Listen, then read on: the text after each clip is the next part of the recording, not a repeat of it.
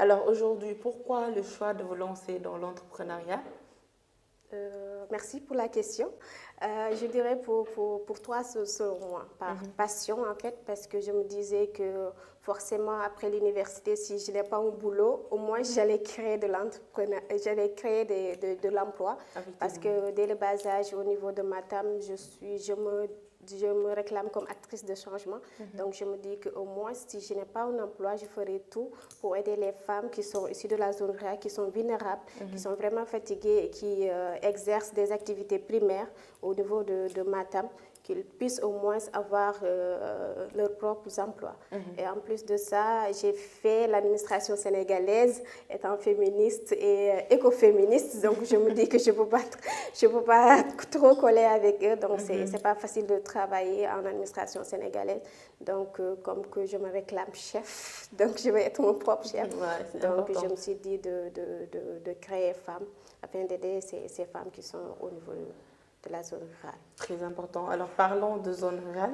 Comme vous avez dit, aujourd'hui, vous aidez les femmes à avoir leur propre activité. Pourquoi avoir choisi de vous investir dans le social? Parce que je me dis que c'est en quelque sorte un investissement dans le social. Effectivement, en fait, pourquoi le social? Parce que moi, je me dis que je suis une personne très empathique. Donc, je me dis que je mets toujours la femme au devant de la scène, c'est-à-dire l'humain au devant, donc au centre de toutes mes activités. Donc, comme que moi-même, je suis villageoise, je suis fière de le dire à chaque fois. Donc, j'ai grandi dans un milieu rural, donc je sais ce que les femmes Vous vivent. connaissez les réalités. Voilà.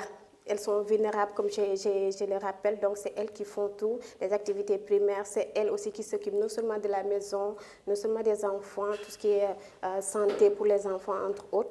Et ce sont les hommes qui sont tout le temps assis au niveau des grandes places, entre autres. Donc je vois à chaque fois la façon dont elles font tout pour s'assumer, elles font tout pour avoir quelque chose à amener à la maison. Je me suis dit, pourquoi pas les aider en fait, parce que je me dis que c'est une redevabilité sociale en fait, parce que comme j'ai grandi au niveau de cette zone, donc je connais les réalités, donc je me dis que je pourrais impacter, je pourrais faire quelque chose qui pourrait aider ces femmes-là. Alors, on a vu aussi que vous aidez ces femmes via un système de parrainage. Comment ça se passe, ce système de parrainage-là? Et est-ce qu'il y a des critères précis pour ces femmes pour qu'elles puissent accéder à ce parrainage? Effectivement, le premier critère, c'est de résider au moins dans la zone rurale, en fait, parce que le projet ou bien les startups en tant que telles, c'est fait pour les femmes qui sont issues de la zone rurale. Et avoir aussi une activité.